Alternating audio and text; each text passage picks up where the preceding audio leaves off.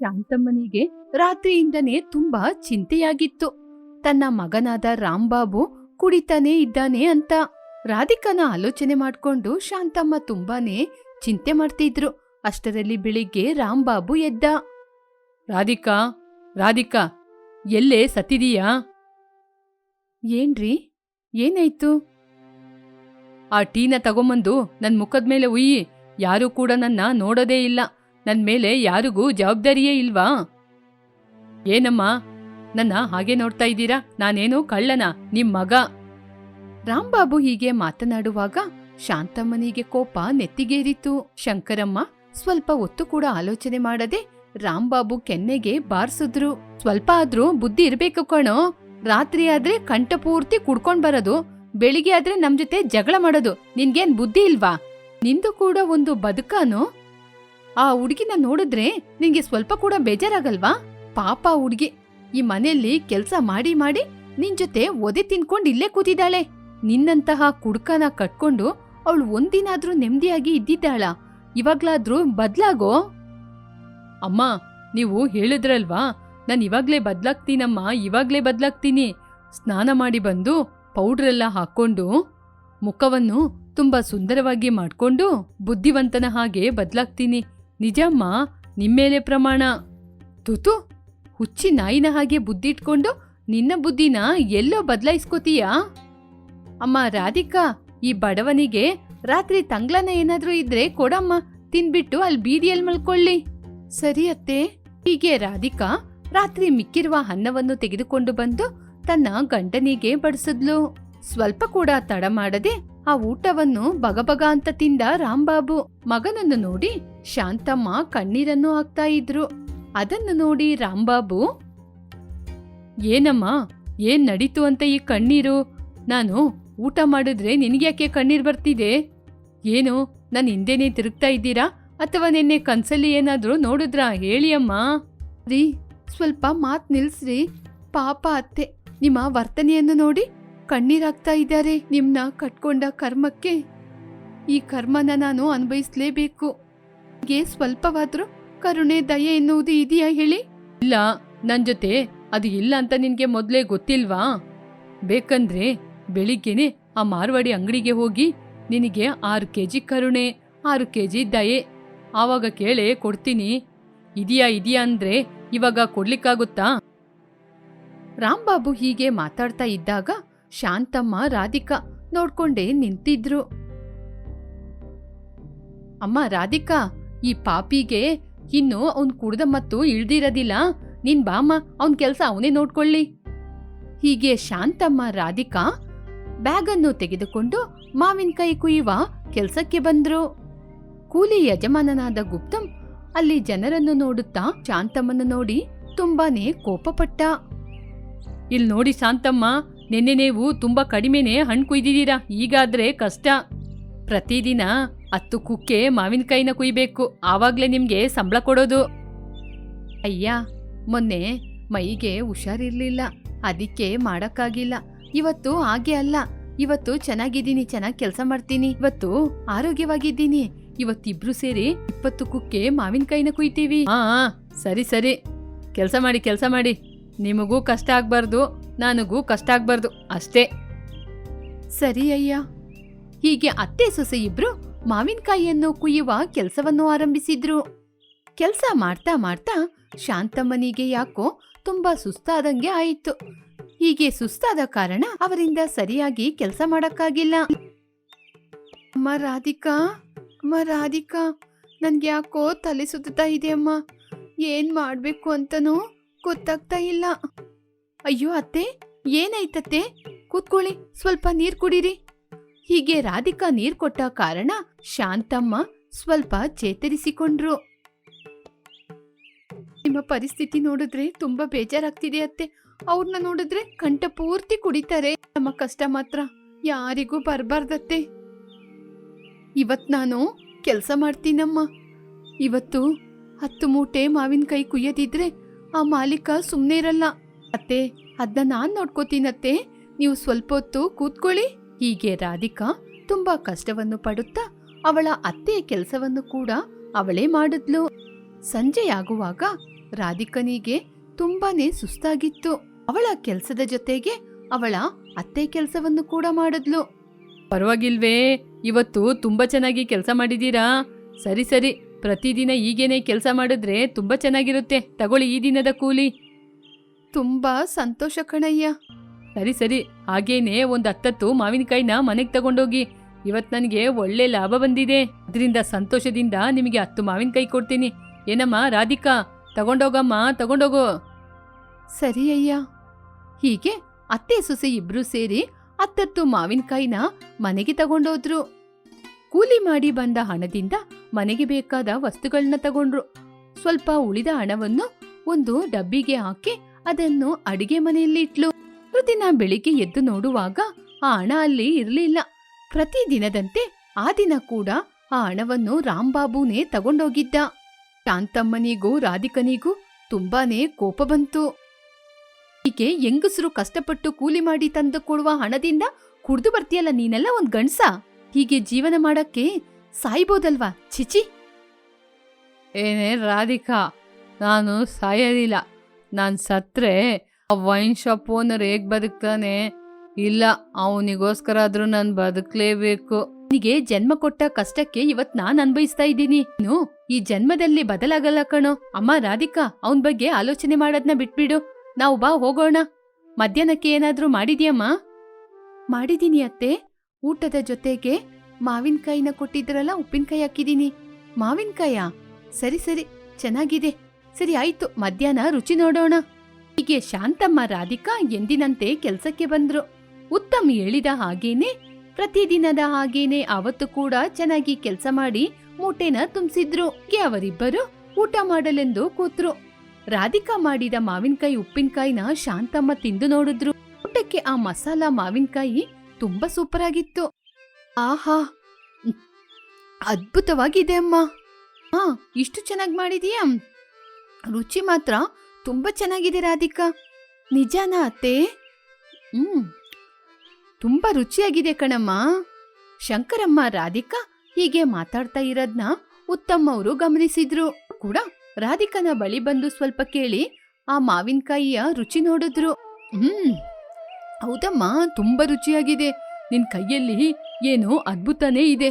ಇದುವರೆಗೂ ಮಾವಿನಕಾಯಿ ಉಪ್ಪಿನಕಾಯಿನ ತಿಂದಿದ್ದೀನಿ, ಇಂಥ ರುಚಿ ಎಲ್ಲೂ ಕೂಡ ನೋಡ್ಲಿಲ್ಲ. ಇದೇ ರೀತಿ ಮಾಡಿ ವ್ಯಾಪಾರ ಮಾಡ್ಬೋದಲ್ವಮ್ಮ? ಒಳ್ಳೆ ಲಾಭ ಬರುತ್ತೆ. ನಿಜಾನ ಯಜಮಾನ್ರೆ? ಇದಕ್ಕೆ ಹಣ ಕೂಡ ಬರುತ್ತಾ? ಹೌದಮ್ಮ, ಇವಾಗಿವಾಗ ನನಗೂ ಆಲೋಚನೆ ಬರ್ತಿದೆ. ಹೀಗೆ ಮಾಡಿದ್ರೆ ಚೆನ್ನಾಗಿರುತ್ತೆ ಅನ್ಸುತ್ತೆ. ನೀನು ಈ ರೀತಿ ಮಾಡಿ ನನಗ್ ಕೊಡು. ನಾನು ಹಣವನ್ನು ಸಂಪಾದನೆ ಮಾಡಿ ನಿನಗೂ ಕೂಡ ಲಾಭ ಕೊಡ್ತೀನಿ. ಕೆಲ್ಸ ನಿಂದು, ಲಾಭ ನಮ್ಮಿಬ್ಬರದ್ದು. ಸರಿನಾ? ಅಯ್ಯೋ, ಎಂತ ಅವಕಾಶವನ್ನು ಕೊಡ್ತಾ ಇದ್ದೀರಾ?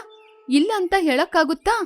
ಅಮ್ಮ ರಾಧಿಕಾ, ಈ ದಿನನೇ ಕೆಲ್ಸನ ಆರಂಭಿಸಮ್ಮ. ನಾನು ಕೂಡ ನಿನ್ಗೆ ಸಹಾಯ ಮಾಡ್ತೀನಿ. ಸರಿ ಅತ್ತೆ.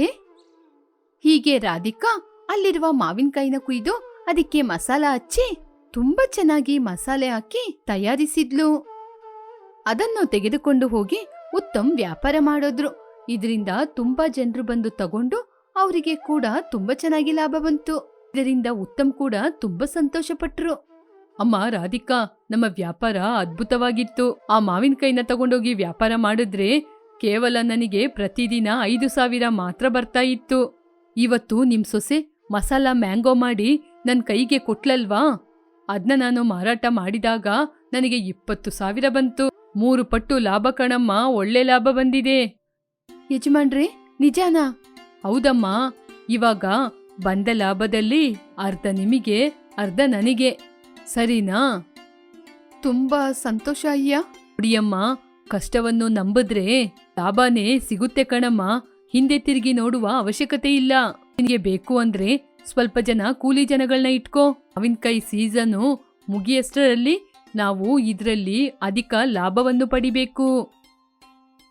ಸರಿ ಅಯ್ಯ. ಹೀಗೆ ರಾಧಿಕಾ ಅವಳ ಅತ್ತೆ ಜೊತೆ ಸೇರಿ ಮಸಾಲಾ ಮ್ಯಾಂಗೋ ವ್ಯಾಪಾರವನ್ನು ಆರಂಭಿಸಿದ್ಲು. ಇದರಿಂದ ತುಂಬಾ ಲಾಭ ಸಂಪಾದನೆ ಮಾಡಿದ್ಲು. ಮಸಾಲಾ ಮ್ಯಾಂಗೋಗೆ ತುಂಬಾ ಡಿಮ್ಯಾಂಡ್ ಇತ್ತು. ಇದರಿಂದ ಮಸಾಲಾ ಮ್ಯಾಂಗೋ ಮಾಡ್ತಾ ಇರುವ ರಾಧಿಕಾ ಫೇಮಸ್ ಆದ್ಲು. ಹೀಗೆ ಇದರಿಂದ ಒಳ್ಳೆ ಆರ್ಡರ್ ಕೂಡ ಬಂದು ಒಳ್ಳೆ ಲಾಭ ಕೂಡ ಬರ್ತಾ ಇತ್ತು. ಹೀಗೆ ನೋಡ್ತಾ ನೋಡ್ತಾ ರಾಧಿಕಾ ಒಂದು ದೊಡ್ಡ ಮನೆಯನ್ನು ಕೂಡ ತಗೊಂಡ್ಲು. ಹೆಂಡತಿಯ ಗೆಲುವನ್ನು ನೋಡಿದಾಗ ಗಂಡನಾದ ರಾಂಬಾಬು ಕೂಡ ಬದಲಾದ. ರಾಧಿಕಾ, ನನ್ನ ಕ್ಷಮಿಸು. ನಾನ್ ಮಾಡಿದ ತಪ್ಪುನ ಅರ್ಥ ಮಾಡ್ಕೊಂಡೆ. ನಾನು ನಿರ್ಲಕ್ಷ್ಯದಿಂದ ಸೋಮಾರಿಯಾಗಿ ಬದುಕದಿಲ್ಲ. ನಿನ್ ಜೊತೆ ಸೇರಿ ನಾನು ಕೂಡ ಕೆಲಸ ಮಾಡ್ತೀನಿ. ನೀನು ತಡವಾದ್ರೂ ಕೂಡ ಒಳ್ಳೆ ನಿರ್ಧಾರನೇ ತಗೊಂಡಿದೀಯಪ್ಪ. ನೀನು ಚೆನ್ನಾಗಾಗ್ತೀಯ ಅಂತ ನಮಗೆ ನಂಬಿಕೆ ಬಂತು. ತುಂಬಾ ಸಂತೋಷ ಕಣ್ರಿ. ಅದಕ್ಕಿಂತ ಒಂದು ಹೆಂಡತಿಗೆ ಇನ್ನೇನು ಬೇಕು ರೀ ಸಂತೋಷ. ಹೀಗೆ ಶಾಂತಮ್ಮ ಮತ್ತು ರಾಧಿಕನ್ ಜೊತೆ ಸೇರಿ ರಾಂಬಾಬು ಕೂಡ ಮಸಾಲಾ ಮ್ಯಾಂಗೋ ವ್ಯಾಪಾರವನ್ನು ಮಾಡ್ತಾ ಇದ್ದ. ಇದರಿಂದ ಒಳ್ಳೆ ಲಾಭ ಬಂತು. ತಮ್ಗೆ ಕೂಡ ಒಳ್ಳೆ ಲಾಭ ಬಂತು. ಬರುವ ಲಾಭದಲ್ಲಿ ರಾಧಿಕನಿಗೆ ಕೂಡ ಕೊಡ್ತಾ ಇದ್ದ. ಹೀಗೆ ಮಸಾಲಾ ಮ್ಯಾಂಗೋ ವ್ಯಾಪಾರದಿಂದ ರಾಧಿಕನಿಗೂ ಒಳ್ಳೆ ಲಾಭ ಬಂದು ಅದು ಜನರಿಗೆ ಕೂಡ ತುಂಬಾ ಇಷ್ಟವಾಗಿತ್ತು. ದ್ವಾರಪುರ ಎನ್ನುವ ಗ್ರಾಮದಲ್ಲಿ ರಮ್ಯಾ ಮತ್ತು ಸುಷ್ಮಿತಾ ಎನ್ನುವ ಒಂದೇ ಮನೆಯ ಸೊಸೆಯಂದಿರು ಇದ್ರು. ಅವರಿಬ್ಬರು ಯಾವಾಗ್ಲೂ ಜಗಳವನ್ನು ಮಾಡ್ತಾ ಇದ್ರು. ಒಂದು ದಿನ ಕೂಡ ಜಗಳವಾಡದೇ ಇರುವ ದಿನವೇ ಇಲ್ಲ. ರಮ್ಯಾ ಶ್ರೀಮಂತ ಮನೆಯಿಂದ ಸೊಸೆಯಾಗಿ ಬಂದವಳು, ಆದರೆ ಸುಷ್ಮಿತಾ ಬಡತನ ಮನೆಯಿಂದ ಸೊಸೆಯಾಗಿ ಬಂದವಳು. ಮಾವನವರು ಅವರ ಗೆಳೆಯನ ಮಗಳು ಅಂತ ಆ ಸುಷ್ಮಿತನ ಕರ್ಕೊಂಡ್ಬಂದು ನನ್ ತಲೆ ಮೇಲೆ ಕೂರ್ಸಿದ್ದಾರೆ. ಅವಳು ಯಾವಾಗ ನೋಡಿದ್ರು ನನ್ ಜೊತೆ ಜಗಳ ಮಾಡ್ತಾನೆ ಇರ್ತಾಳೆ. ಬೆಳಿಗ್ಗೆ ನನ್ ಜೊತೆ ಜಗಳ ಮಾಡ್ತಾನೆ ಇದ್ರೆ ಆ ದಿನ ಇಡೀ ನನ್ಗೆ ಯಾಕೋ ಒಂಥರಾನೇ ಇರುತ್ತೆ.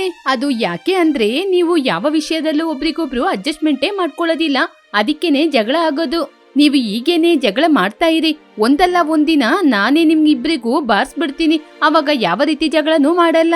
ಮತ್ತೆ ಮೊದ್ಲು ಆ ಕೆಲ್ಸ ಮಾಡಿ. ನನಗೂ ಅವಳಿಗೂ ಯಾವ ಕೆಲ್ಸದಲ್ಲೂ ಸಂಬಂಧನೇ ಇಲ್ಲದಿರುವ ಹಾಗೆ ಮಾಡಿ. ನಿಮ್ ಜೊತೆ ಹೇಳಿ ಏನು ಪ್ರಯೋಜನ ಇಲ್ಲ. ನಮ್ ಮಾವನ್ಗೆ ಹೇಳ್ಬೇಕು. ಫ್ರೆಂಡಿನ ಮಗಳು ಅಂತ ನಮ್ ಶೇಖರಿಗೆ ಮದ್ವೆ ಮಾಡ್ಸಿದ್ರು. ಇಲ್ಲಿ ನೋಡಮ್ಮ ರಮ್ಯಾ, ಜಗಳ ನಿಮ್ಮಿಬ್ಬರ ಮಧ್ಯೆ ನಡೆಯುವುದು. ನಮಗೆ ಯಾವ ರೀತಿಯೂ ಸಂಬಂಧ ಇಲ್ಲ ಇದಕ್ಕೆ. ಅವಳು ನಮ್ ಜೊತೆ ಏನು ಜಗಳ ಮಾಡೋದಿಲ್ಲ. ನೋಡ್ಲಿಕ್ಕೋದ್ರೆ ತುಂಬಾ ಒಳ್ಳೆ ಹುಡುಗಿ. ಅದಕ್ಕೇನೆ ನಿಮ್ ಮಾವ ಸುಷ್ಮಿತಾನ ನಮ್ಮ ಶೇಖರ್ಗೆ ಮದ್ವೆ ಮಾಡಿ ಕರ್ಕೊಂಬಂದಿದ್ದು.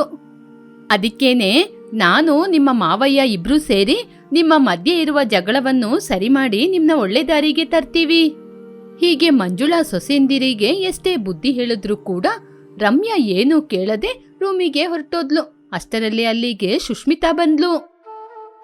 ಏನತ್ತೆ, ಏನೋ ಗೊಂದಲದಲ್ಲೇ ಇರುವ ಹಾಗಿದೆ. ನಿಮ್ಗೆ ಏನಾದ್ರೂ ಟೀ ಏನಾದ್ರೂ ಕುಡಿಯಕ್ಕೆ ಬೇಕಾ? ಮಾಡ್ಕೊಂಡ್ ಬರ್ಲಾ? ಅಥವಾ ನಿಮ್ಗೆ ಮೈಗೇನಾದ್ರೂ ಹುಷಾರಿಲ್ವಾ? ಹಾಸ್ಪಿಟ್ಲಿಗೆ ಏನಾದ್ರೂ ಕರ್ಕೊಂಡೋಗ್ಲಾ? ನಾನು ನಿಮ್ಮಿಬ್ಬರ ಮಧ್ಯೆ ಇರುವ ಜಗಳವನ್ನು ಸರಿ ಮಾಡ್ಲಿಕ್ಕೇನೆ ಆಲೋಚನೆ ಮಾಡ್ತಿದ್ದೀನಮ್ಮ. ನೀವಿಬ್ಬರು ಜಗಳ ಮಾಡ್ಕೊಂಡೇ ಇದ್ರೆ ಮನೇಲಿರುವ ಮಕ್ಕಳ ಮನಸ್ಸು ಹೇಗಾಗುತ್ತೆ? ನೀವು ಹೀಗೇನೆ ಜಗಳ ಆಡ್ತಿದ್ರೆ ಅವರು ಕೂಡ ಮುಂದೆ ಹೀಗೆ ತಾನೇ ಮಾಡ್ತಾರೆ. ಆದ್ರೂ ನೀವು ಇಬ್ರು ಯಾವುದಕ್ಕೂ ಕಡಿಮೆ ಇಲ್ಲ. ಇಬ್ಬರು ಒಬ್ಬರಿಗೊಬ್ಬರು ಜಗಳ ಆಡ್ಕೊಂಡೇ ಇದ್ದೀರಾ. ಮತ್ತೆ ಇನ್ನೇನತ್ತೆ, ಯಾವಾಗ ನೋಡಿದ್ರು ಅವರು ಶ್ರೀಮಂತ ಮನೆಯಿಂದ ಬಂದಿದ್ದು ಅಂತ ಮಾತಾಡ್ತಾನೆ ಇರ್ತಾರೆ. ಅದು ಮಾತ್ರ ಅಲ್ಲದೆ ಯಾವಾಗ ನೋಡಿದ್ರು ನನ್ನ ಗಂಡನನ್ನು ಮಾತ್ರ ಕೆಲ್ಸಕ್ಕೆ ಕಳ್ಸೋದು, ಅವ್ರ ಗಂಡನ ಕೆಲ್ಸಕ್ಕೆ ಕಳ್ಸೋದಿಲ್ಲ. ನನ್ ಗಂಡ ಯಾವಾಗ ನೋಡಿದ್ರು ಶಾಪಿಗೆ ಹೋಗಿ ಕಷ್ಟಪಡ್ತಾರೆ. ಅವರು ಬೆಳಿಗ್ಗೆ ಹೋದ್ರೆ ರಾತ್ರಿನೇ ಮನೆಗ್ ಬರೋದು. ಕೆಲವೊಂದ್ಸಲ ರಾತ್ರಿ ಲೇಟ್ ಆದ್ರೆ ಊಟನೂ ಮಾಡಲ್ಲ. ಆದ್ರೆ ಭಾವ ಮಾತ್ರ ಬೆಳಿಗ್ಗೆ 10 ಗಂಟೆಗೆ ಹೋಗ್ತಾರೆ, ಮಧ್ಯಾಹ್ನ 1 ಗಂಟೆಗೆಲ್ಲ ತಿರುಗಿ ಮನೆಗ್ ಬಂದ್ಬಿಡ್ತಾರೆ. ಅವರು ಕೆಲ್ಸ ಮಾತ್ರ ಸಮಯಕ್ಕೆ ಸರಿಯಾಗಿ ಮಾಡೋದಿಲ್ಲ. ಶಾಪಲ್ಲಿರುವ ಹಣವನ್ನು ಮಾತ್ರ ಕೇಳಿ ತಗೊಳ್ತಾರೆ. ಏನಾದ್ರೂ ಹೇಳಿದ್ರೆ ಜಗಳ ಮಾಡ್ಕೊಂಡೇ ಇರ್ತಾರೆ. ಸರಿ ಕಣಮ್ಮ, ನಾನು ದೊಡ್ಡ ಸೊಸೆ ದೊಡ್ಡ ಮಗನ್ ಜೊತೆ ಮಾತಾಡ್ತೀನಿ. ನೀನು ಮುಂದೆ ಏನು ಮಾತಾಡ್ಬೇಡ. ಸ್ವಲ್ಪ ಮನೆಯಲ್ಲಿ ನೆಮ್ಮದಿಯಾಗಿ ಇರ್ಲಿಕ್ಕೆ ಬಿಡಿರಮ್ಮ. ಸರಿ ಅಂತ ಹೇಳಿ ಸುಷ್ಮಿತಾ ಅಲ್ಲಿಂದ ಒಳಗೆ ಹೋದ್ಲು. ರಮ್ಯಾ ಮತ್ತು ಸೀನು ಮಕ್ಕಳಿಗೋಸ್ಕರ ಬಂಗಾರದ ಉಯ್ಯಾಲೆಯನ್ನು ಮಾಡಿ ಮನೆಗ್ ತಗೊಂಬಂದ್ರು. ನಿತಿನ್, ನೋಡ್ದಾ ಡ್ಯಾಡಿ ನಿನ್ಗೋಸ್ಕರ ಏನ್ ತಂದಿದ್ದಾರೆ ಅಂತ? ಬಂಗಾರದ ಉಯ್ಯಾಲೆ. ನೀನು ಎಷ್ಟು ದಿನದಿಂದ ಕೇಳ್ತಿದ್ದೆ. ಬೇಕು ಬೇಕು ಅಂತ ಹಠ ಮಾಡ್ದೆ ಅಲ್ವಾ? ಅದಕ್ಕೇನೆ ನಿನ್ಗೋಸ್ಕರ ಡ್ಯಾಡಿ ಹೋಗಿ ತಂದಿದ್ದಾರೆ. ನಿತಿನ್ ಜೊತೆ ಬಂಟಿ ಕೂಡ ವೇಗವಾಗಿ ಬಂದ. ಅಬ್ಬಾ, ಎಷ್ಟೊಂದು ಚೆನ್ನಾಗಿದೆ ಬಂಗಾರದ ಉಯ್ಯಾಲೆ. ನನಗೆ ತುಂಬಾ ಇಷ್ಟ ಆಯ್ತು. ದೊಡ್ಡಮ್ಮ, ನಾನ್ ಕೂಡ ಉಯ್ಯಾಲೆಯಲ್ಲಿ ಆಡ್ಬೋದಾ? ಇಲ್ ನೋಡೋ, ನಿನಗೆ ಈ ರೀತಿ ಉಯ್ಯಾಲೆ ಬೇಕಂದ್ರೆ ನಿಮ್ಮ ಅಮ್ಮನ ಜೊತೆ ಹೋಗಿ ಕೇಳು. ಅದ್ನ ಬಿಟ್ಬಿಟ್ಟು ಈ ರೀತಿ ಈ ಉಯ್ಯಾಲೆಯಲ್ಲೆಲ್ಲ ಬಂದು ಕೂತ್ಕೋಬೇಡ. ಹಾಗೆ ಹೇಳಿದಾಗ ಬಂಟಿ ತುಂಬಾ ದೂರದಲ್ಲಿ ಹೋಗಿ ಕೂತ್ಕೊಂಡ. ನಿತಿನ್ ಉಯ್ಯಾಲೆಯಲ್ಲಿ ಕೂರಕ್ಕೆ ಹೋದಾಗ ಬಂಟಿ ದೂರದಿಂದ ಕೂತ್ಕೊಂಡು ನೋಡ್ತಾ ಇದ್ದ. ಅಷ್ಟರಲ್ಲಿ ಸುಷ್ಮಿತಾ ಅಲ್ಲಿಗೆ ಬಂದ್ಲು. ಏನೋ ಇಲ್ಲಿ ಕೂತ್ಕೊಂಡು ಏನೋ ಆಲೋಚನೆ ಮಾಡ್ತಾ ಇದ್ದೀಯಾ? ನಿನಗೆ ಬರೀಲಿಕ್ಕೆ ತುಂಬಾ ಹೋಮ್ವರ್ಕ್ ಇದೆ ಅಲ್ವಾ, ಹೋಗಿ ಮಾಡಕ್ಕಾಗಲ್ವಾ? ಇಲ್ಲಿ ಕೂತ್ಕೊಂಡು ಏನ್ ನೋಡ್ತಿದ್ದೀಯಾ? ಅದಲ್ಲಮ್ಮ, ನಾನು ಉಯ್ಯಾಲೆ ಚೆನ್ನಾಗಿದೆ ಅಂತ ನೋಡ್ತಾ ಇದ್ದೀನಿ, ಇನ್ನೇನು ಮಾಡಿಲ್ಲಮ್ಮ, ಹೋಮ್ವರ್ಕ್ ಇವಾಗ ಬರಿತೀನಮ್ಮ. ಬಂಟಿ ಹಾಗೆ ಹೇಳಿದಾಗ ಸುಷ್ಮಿತಾ ತನ್ನ ಮಗ ಆ ಚಿನ್ನದ ಉಯ್ಯಾಲೆಯನ್ನು ನೋಡಿ ಎಷ್ಟೊಂದು ಬೇಜಾರ್ ಮಾಡ್ತಾ ಇದ್ದ ಅಂತ ಆಲೋಚನೆ ಮಾಡ್ತಿದ್ಲು. ಅಯ್ಯೋ, ನನ್ ಜೊತೆ ಹಣನೇ ಇಲ್ಲ, ಹಣ ಇದ್ದಿದ್ರೆ ನನ್ ಮಗನಿಗೆ ಕೂಡ ಏನಾದ್ರೂ ಗಿಫ್ಟ್ ತಂದು ಕೊಡ್ತಿದ್ದೆ. ನಾನು ಏನಾದ್ರೆ ಅವನಿಗೆ ತೆಗೆದುಕೊಟ್ರೆ ಆ ಚಿನ್ನದ ಉಯ್ಯಾಲೆಯನ್ನು ಮರೆತು ನಾನ್ ತಂದು ಕೊಡು ಗಿಫ್ಟ್ ಅಲ್ಲಿ ಆಟಾಡ್ತಾನೆ. ಹೀಗೆ ಚಿಂತೆ ಮಾಡ್ತಾ ಇರುವಾಗ ಶೇಖರ್ ಬಂದು, ಏನಾಯ್ತು ಸುಶೀಲಾ, ಯಾಕೆ ಅಳ್ತಾ ಇದ್ದೀಯಾ? ಏನು, ಬಂಟಿ ಕೂಡ ಇವತ್ತು ಕೂತ್ಕೊಂಡು ಓದ್ತಾ ಇದ್ದಾನೆ, ಏನ್ ನಡೀತು? ಯಾಕೆ ನೀವಿಬ್ರು ಒಂಥರ ಇದ್ದೀರಾ? ದೊಡ್ಡಮ್ಮ ಅವರು ಚಿನ್ನದ ಉಯ್ಯಾಲೆಯನ್ನು ತಂದಿದ್ದಾರೆ ಡ್ಯಾಡಿ, ಅದು ಚೆನ್ನಾಗಿದೆ ಅಂತ ನಾನು ಕೂತ್ಕೊಂಡು ನೋಡ್ತಾ ಇದ್ದೆ. ನಾನು ದೊಡ್ಡಮ್ಮನ ಜೊತೆ ನಾನು ಉಯ್ಯಾಲೆಯಲ್ಲಿ ಕೂತ್ಕೊಳ್ಳ ಅಂತ ಕೇಳ್ದೆ. ನಿಮ್ ತಂದೆ ತಾಯಿ ಜೊತೆ ಕೇಳಿ ನಿನಗ್ ಬೇಕಾದ್ರೆ ತಗೋ ಅಂದ್ರು, ಅದಕ್ಕೇನೆ ಅಮ್ಮ ಒಂಥರ ಕೂತಿದ್ದಾರೆ. ಹೌದಾ ಸುಷ್ಮಿತಾ, ಹಾಗೆ ನಡೀತಾ? ಸುಷ್ಮಿತಾ, ನಮ್ಮ ಮಗನಿಗೆ ಉಯ್ಯಾಲೆ ತಾನೇ ಬೇಕಾಗಿರೋದು, ಒಂದ್ ಅರ್ಧ ಗಂಟೆ ಕೂತ್ಕೋ, ನಮ್ಮ ಮಗನಿಗೋಸ್ಕರ ಸುಂದರವಾದ ಉಯ್ಯಾಲೆನ ಮಾಡ್ಕೊಂಬರ್ತೀನಿ. ಹಾಗೆ ಹೇಳಿ ಹೊರಗಡೆ ಹೋಗಿ ಒಂದು ಮರದ ಉಯ್ಯಾಲೆಯನ್ನು ಮಾಡ್ಕೊಂಬಂದು ಬಂಟಿ ಮತ್ತು ಸುಷ್ಮಿತನ ಕೈಯಲ್ಲಿ ಕೊಟ್ಟ. ಬಂಟಿ ಸುಷ್ಮಿತಾ ಅವರಿಬ್ಬರು ಉಯ್ಯಾಲೆಯನ್ನು ನೋಡಿದ್ರು. ನೋಡು ಬಂಟಿ, ನಿನಗೋಸ್ಕರ ಒಳ್ಳೆ ಉಯ್ಯಾಲೆಯನ್ನು ಮಾಡ್ಕೊಂಬಂದಿದೀನಿ, ನಿನ್ಗೆ ಎಷ್ಟು ಹೊತ್ತು ಆಟಾಡ್ಬೇಕೋ ಅಷ್ಟೊತ್ತು ನೀನು ಆಟಾಡು, ಇವಾಗ್ಲೇ ಹಗ್ಗ ಹಾಕಿ ಕಟ್ಟಿಕೊಡ್ತೀನಿ. ಥ್ಯಾಂಕ್ ಯು ಡ್ಯಾಡಿ, ತುಂಬಾ ತುಂಬಾ ಥ್ಯಾಂಕ್ ಯು. ಇದು ತುಂಬಾ ಚೆನ್ನಾಗಿದೆ, ತುಂಬಾ ಗಟ್ಟಿಯಾಗಿ ಕೂಡ ಇದೆ. ಇವತ್ತು ನನ್ ಸಂತೋಷಕ್ಕೆ ಮಿತಿ ಅನ್ನೋದೇ ಇಲ್ಲ. ನನ್ನ ಎಲ್ಲಾ ಫ್ರೆಂಡ್ಸಿಗೂ ಈ ಉಯ್ಯಾಲೆನ ತೋರಿಸ್ತೀನಿ, ಅವ್ರನ್ನ ಕೂಡ ಕರ್ಕೊಂಬರ್ತೀನಿ. ಅದಕ್ಕೆ ಮುಂಚೆ ನಿತಿನಣ್ಣನಿಗೆ ಹೋಗಿ ಹೇಳ್ತೀನಿ ನನ್ ಜೊತೆ ಕೂಡ ಉಯ್ಯಾಲೆ ಇದೆ ಅಂತ. ಅದೆಲ್ಲ ಏನು ಬೇಕಾಗಿಲ್ಲ, ನೀನು ಇಲ್ಲೇ ಇರು. ಆವಾಗ ಆ ಕಡೆ ಹೋಗ್ತಾ ಇರುವ ರಮ್ಯ ನೋಡಿ, ನಮ್ಮ ತಂದೆ ಜೊತೆ ಹಣ ಇರುವ ಕಾರಣ ಚಿನ್ನದ ಉಯ್ಯಾಲೆಯನ್ನು ಕಳ್ಸಿದ್ದಾರೆ. ಆದ್ರೆ ಸುಷ್ಮಿತಾ, ನಿಮ್ ತಂದೆ ಜೊತೆ ಹಣ ಇಲ್ಲ ಅಲ್ವಾ, ಅದಕ್ಕೇನೆ ಈ ರೀತಿ ಮರದ ಉಯ್ಯಾಲೆನ ಕಳ್ಸಿದ್ದಾರೆ. ಎಲ್ಲ ವಸ್ತುಗಳನ್ನ ನೀವೇ ಹಣ ಹಾಕಿ ಖರ್ಚು ಮಾಡಿ ತಗೊಂಡು ನಿಮ್ ತಂದೆ ಕೊಟ್ರು ಅಂತ ಹೇಳೋದು ನಿಮ್ಗೆ ಬೇಕಾದ್ರೆ ಅಭ್ಯಾಸ ಆಗಿರ್ಬೋದಕ್ಕ. ಇನ್ನು ಮುಂದೆ ಆದ್ರೂ ನಮ್ಮ ಮನೆಯ ಹೆಸರು ಹೇಳಕ್ಕ, ಅದೇ ನಿಮಗೂ ಕೂಡ ಒಳ್ಳೇದು. ನನಗೆ ಮಾತ್ರ ಏನಾದ್ರೂ ಉತ್ತರ ಕೊಡ್ಬೇಕಂದ್ರೆ ಎಲ್ಲರಿಗಿಂತ ಮುಂದೆ ಇರ್ತೀಯಾ? ನೀವು ಕೂಡ ಚುಚ್ಚಿ ಚುಚ್ಚಿ ಮಾತನಾಡುವುದರಲ್ಲಿ ಎಲ್ಲರಿಗಿಂತ ಮುಂದೆ ಇರ್ತೀರಕ್ಕ. ಏನು, ಇನ್ನು ಮುಗ್ದಿಲ್ವಾ ನಿಮ್ ಜಗಳ? ಇದೇ ಅಭ್ಯಾಸ ಆಗೋಯ್ತು, ಮುಟ್ಟಿದಕ್ಕೆಲ್ಲ ಜಗಳ ಮಾಡ್ಕೊಂಡಿರೋದು. ಅತ್ತೆ ಹೀಗೆ ಜೋರಾಗಿ ಬೊಬ್ಬೆ ಹಾಕಿದ ಕಾರಣ ರಮ್ಯಾ ಸುಷ್ಮಿತಾ ಅವರವರ ರೂಮಿಗೆ ಹೊರಟೋದ್ರು. ಮಂಜುಳಾ ಏನೋ ಆಲೋಚನೆ ಮಾಡ್ಕೊಂಡು ಸೋಫಾದಲ್ಲಿ ಕೂತಿದ್ಲು. ಈ ಮನೇಲಿರೋದು ಇಬ್ಬರು ಅಣ್ಣ ತಮ್ಮಂದಿರು, ಒಂದೇ ಮನೆಗೆ ಬಂದಿರುವ ಇಬ್ಬರು ಸೊಸೆಂದಿರು. ಇವರಿಬ್ಬರು ಮಕ್ಕಳ ಜೊತೆ ಸೇರಿ ಎಷ್ಟೊಂದು ಅನ್ಯೋನ್ಯವಾಗಿರಬಹುದು. ಆದ್ರೆ ಇವರು ಯಾವಾಗ ಸಮಯ ಸಿಗುತ್ತೆ, ಯಾವಾಗ ಜಗಳ ಮಾಡೋಣ ಅಂತ ಇಬ್ರು ಕಾಯ್ತಾನೆ ಇರ್ತಾರೆ. ಇವರಿಬ್ರು ಹೀಗೆ ಇದ್ರೆ ಮನೆ ಹೇಗೆ ನೆಮ್ಮದಿಯಾಗಿರುತ್ತೋ ನನಗಂತೂ ಗೊತ್ತಿಲ್ಲ. ಇವರಿಬ್ಬರಿಗೂ ಯಾವ ಕೆಲ್ಸ ಯಾವಾಗ ಮಾಡ್ಬೇಕು, ಯಾರೆಲ್ಲ ಏನೇನ್ ಕೆಲ್ಸ ಮಾಡ್ಬೇಕು ಅಂತ ಒಂದು ಪಟ್ಟಿ ಹಾಕಿ ಕೊಟ್ಬಿಡ್ತೀನಿ. ನಾನ್ ಮಾತ್ರ ಹಾಗೆ ಮಾಡದಿದ್ರೆ ದಿನದಿಂದ ದಿನಕ್ಕೆ ಇವರ ಜಗಳ ಜಾಸ್ತಿ ಆಗುತ್ತೆ.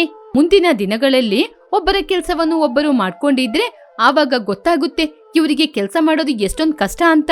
ಹೀಗೆ ಸ್ವಲ್ಪ ಸಮಯದ ನಂತರ ಮಂಜುಳಾ ಅವರೆಲ್ಲರನ್ನೂ ಹೊರಗಡೆ ಬನ್ನಿ ಅಂತ ಕರೆದ್ರು. ಏನತ್ತೆ, ಎಲ್ಲರನ್ನ ಒಂದೇ ಸಲ ಕರ್ದಿದ್ದೀರಾ? ನಾನು ನಿಮ್ಮೆಲ್ಲರನ್ನ ಕರ್ದಿದ್ದೀನಿ ಅಂದ್ರೆ ಒಂದು ಮುಖ್ಯವಾದ ವಿಷಯ ಮಾತಾಡ್ಲಿಕ್ಕೆ ಅಂತ ಗೊತ್ತಾಗಲ್ವಾ? ಸ್ವಲ್ಪ ಹೊತ್ತು ಸಮಾಧಾನವಾಗಿ ನಿಧಾನವಾಗಿ ಇರಮ್ಮ. ಸರಿ ಅತ್ತೆ, ಹೇಳಿ. ರಮ್ಯಾ, ನಿನಗೆ ಬೆಳಿಗ್ಗೆ ಎದ್ದೊಳಕ್ಕೆ ಕಷ್ಟ ಆಗುತ್ತೆ ತಾನೆ, ಅದಕ್ಕೆ ಬೆಳಿಗಿನ ಟಿಫಿನ್ನ ಸುಷ್ಮಿತಾ ಮಾಡ್ತಾಳೆ. ಮಧ್ಯಾಹ್ನಕ್ಕೆ ಲಂಚು, ಸಂಜೆಗೆ ಸ್ನ್ಯಾಕ್ಸು, ಇದೆಲ್ಲ ರಮ್ಯಾ ನಿಂದೇ ಜವಾಬ್ದಾರಿ. ಅದಕ್ಕೆ ಬೇಕಾಗಿರುವ ವಸ್ತುಗಳು ಎಲ್ಲವನ್ನೂ ಏರ್ಪಾಡು ಮಾಡ್ಕೋಬೇಕಾಗಿದ್ದು ಕೂಡ ನಿನ್ನ ಜವಾಬ್ದಾರಿ. ಸುಷ್ಮಿತಾ, ಬೆಳಿಗ್ಗೆ ಟಿಫಿನ್ ಮಾಡೋದು, ರಾತ್ರಿ ಡಿನ್ನರಿಗೆ ರೆಡಿ ಮಾಡೋದು, ಇದೆಲ್ಲವೂ ನಿಂದೇ ಕೆಲ್ಸಮ್ಮ. ಆಮೇಲೆ ಒಂದಿನ ಒಬ್ರು ಮನೆ ಕ್ಲೀನ್ ಮಾಡಿದ್ರೆ ಇನ್ನೊಂದಿನ ಇನ್ನೊಬ್ರು ಮಾಡ್ಬೇಕು. ಇಲ್ಲಿ ನೋಡಿ ಗಂಡ್ಮಕ್ಳೇ, ಇವಾಗ ನೀವು ಹುಷಾರಾಗಿ ಕಿವಿ ಕೊಟ್ಟು ಕೇಳ್ಕೊಳ್ಳಿ. ಏ ದೊಡ್ಡವನೇ, ಬೆಳಿಗ್ಗೆ 8ರಿಂದ ಮಧ್ಯಾಹ್ನ 1 ಗಂಟೆ ತನಕ ನೀನ್ ಶಾಪಲ್ಲಿರ್ಬೇಕು. ಚಿಕ್ಕವನೇ, ಮಧ್ಯಾಹ್ನ 1 ಗಂಟೆಯಿಂದ ರಾತ್ರಿ 8 ಗಂಟೆ ತನಕ ನೀನಿರ್ತೀಯ. ಒಬ್ಬರ ಕೆಲ್ಸಕ್ಕೆ ಇನ್ನೊಬ್ರು ಕೈ ಹಾಕ್ಬಾರ್ದು. ಶಾಪಲ್ಲಿ ಬರುವಂತಹ ಹಣವನ್ನು ಎಲ್ಲ ತಂದು ನನ್ ಕೈಗೆ ಕೊಡ್ಬೇಕು. ಮನೆ ಖರ್ಚು ಯಾರಿಗೆ ಎಷ್ಟು ಕೊಡ್ಬೇಕು ಅಂತ ನಾನೇ ತೀರ್ಮಾನ ಮಾಡ್ತೀನಿ. ಏನತ್ತೆ, ಶಾಪ್ ಆರಂಭಿಸುವಾಗ ನಾವು ತಾನೇ ಅಧಿಕ ಹಣವನ್ನು ಇನ್ವೆಸ್ಟ್ಮೆಂಟ್ ಮಾಡಿದ್ದು, ಇವಾಗ ಈ ತೀರ್ಮಾನ ನೀವು ತಗೊಂಡ್ರೆ ಹೇಗೆ? ಶಾಪ್ನ ಆರಂಭಿಸುವಾಗ ಶೇಖರ್ ಎಷ್ಟು ಹಣವನ್ನು ಇನ್ವೆಸ್ಟ್ಮೆಂಟ್ ಮಾಡಿದ್ರು, ಅಥವಾ ಸುಷ್ಮಿತಾ ಏನಾದ್ರೂ ಅವರ ತಂದೆ ಮನೆಯಿಂದ ಹಣ ತಗೊಂಬಂದು ಕೊಟ್ಲಾ? ಈ ತೀರ್ಮಾನನ ನೀವು ತಗೊಳ್ತಾ ಇದ್ದೀರಾ? ಹಾಗೇನೆ ಕೆಲಸವನ್ನು ಕೂಡ ಸಮಾನವಾಗಿ ಹಂಚಿಕೊಡ್ತಾ ಇದ್ದೀರಾ? ನಾನು ಶ್ರೀಮಂತಿಕ ಮನೆಯಿಂದ ಬಂದಿದ್ದು, ಅವಳು ಬಡ ಮನೆಯಿಂದ ಬಂದಿದ್ದು. ನಮ್ಮಿಬ್ರಿಗೂ ಒಂದೇ ತರ ಕೆಲ್ಸನಾ? ಏನಮ್ಮ ದೊಡ್ಡ ಸೊಸೆ ಲೆಕ್ಕಾಚಾರ ಕೇಳ್ತಾ ಇದ್ದೀಯಾ? ಶಾಪ್ನ ಆರಂಭಿಸಿ 3 ವರ್ಷ ಆಯ್ತು. ಅಂಗಡಿಯಲ್ಲಿ ಎಷ್ಟು ಲಾಭ ಬಂತು, ಎಷ್ಟು ನೀವು ತಗೊಂಡೋದ್ರಿ, ಎಷ್ಟು ಹಣವನ್ನು ನಿಮ್ಮ ರೂಮಲ್ಲಿ ಕೂಡಿಟ್ಟಿದ್ದೀರಾ ಅಂತ ನಾನ್ ಹೇಳ್ಬೇಕಾ? ಸಣ್ಣವನು ಶೇಖರು ಬೆಳಿಗ್ಗೆ 8 ಗಂಟೆಗೆ ಹೋದ್ರೆ ರಾತ್ರಿ ತನಕ ಶಾಪಲ್ಲೇ ಕೂತ್ಕೋತಾನೆ. ಅವನು ಅಂಗಡಿಯಲ್ಲಿ ಜನಗಳ ಜೊತೆ ಕೆಲಸ ಮಾಡ್ಕೊಂಡು ಯಾವ ವಸ್ತು ಎಷ್ಟು ಬಂತು, ಯಾವ್ಯಾವುದು ಎಷ್ಟೆಷ್ಟು ವ್ಯಾಪಾರ ಆಯ್ತು ಅಂತ ಎಲ್ಲ ಲೆಕ್ಕಾಚಾರ ನಿಮಗ್ ಕೊಡ್ತಿದ್ದಾನೆ. ಆದ್ರೆ ನೀವೇನಂದ್ರೆ 11 ಗಂಟೆಗೆ ಎದ್ದೇಳೋದು, ಆಮೇಲೆ ಅಂಗಡಿಗೆ ಹೋಗೋದು, ಮತ್ತೆ ಪುನಃ 1 ಗಂಟೆಗೆ ವಾಪಸ್ ಬಂದ್ಬಿಡೋದು. ಆ ನಂತರ ಅಂಗಡಿ ಹತ್ರ ನಿಂತ್ಕೊಂಡು ಅಂಗಡಿ ಇಷ್ಟೊಂದು ಬೆಳೆಯೋದಕ್ಕೆ ಕಾರಣ ಚಿಕ್ಕವನೇ. ಹಣವನ್ನು ಹೆಚ್ಚಾಗಿ ಇನ್ವೆಸ್ಟ್ಮೆಂಟ್ ಮಾಡಿದ್ರೆ ಮಾತ್ರ ಅಂಗಡಿ ಅಭಿವೃದ್ಧಿ ಆಗೋದಿಲ್ಲ, ಕಷ್ಟಪಟ್ರೆ ಮಾತ್ರ ಆಗೋದು. ಅಷ್ಟೊಂದು ಕಷ್ಟಪಟ್ಟಿದ್ದು ಸಣ್ಣವನು. ಯಾವತ್ತಾದ್ರೂ ಚಿಕ್ಕವನಿಗೆ ಹಣವನ್ನು ಕೊಟ್ಟು ತಗೋತಮ್ಮ ಅಂತ ಹೇಳಿದೀಯಾ? ಅವನು ಕೂಡ ಅಣ್ಣ ಕಷ್ಟಪಡ್ತಾ ಇದ್ದೀನಿ, ನನಗೆ ಹಣ ಕೊಡು ಅಂತ ಕೇಳಿದ್ನಾ? ನಿಮಗೆ ಆಗೋದಿಲ್ಲ ಅಂತ ಹೇಳಿದ್ರೆ ನಿಮ್ಮ ಕೆಲಸವನ್ನು ಬೇರೆಯವ್ರ ಕೈಯಲ್ಲಿ ಹಣ ಕೊಟ್ಟು ಮಾಡಿಸ್ಕೊತೀನಿ. ಇನ್ಮುಂದೆ ಮನೆಯಲ್ಲಿ ಇದೇ ರೀತಿನೇ ನಡೆಯೋದು. ಜಗಳ ಕೂಡ ಈ ಮನೆಯಲ್ಲಿ ನಡಿಲೇಬಾರ್ದು. ಹೀಗೆ ಮಂಜುಳಾ ಜೋರಾಗಿ ಹೇಳಿದ್ರಿಂದ ಇಬ್ಬರು ಸೊಸೆಂದಿರು, ಇಬ್ಬರು ಗಂಡು ಮಕ್ಕಳು ಏನೂ ಮಾತನಾಡಲಿಲ್ಲ. ತಾಯಿಯ ಮಾತಿನಂತೆ ಅದನ್ನೇ ಮುಂದುವರಿಸಿಕೊಂಡು ಹೋಗೋಣ ಅಂತ ತೀರ್ಮಾನ ಮಾಡ್ಕೊಂಡು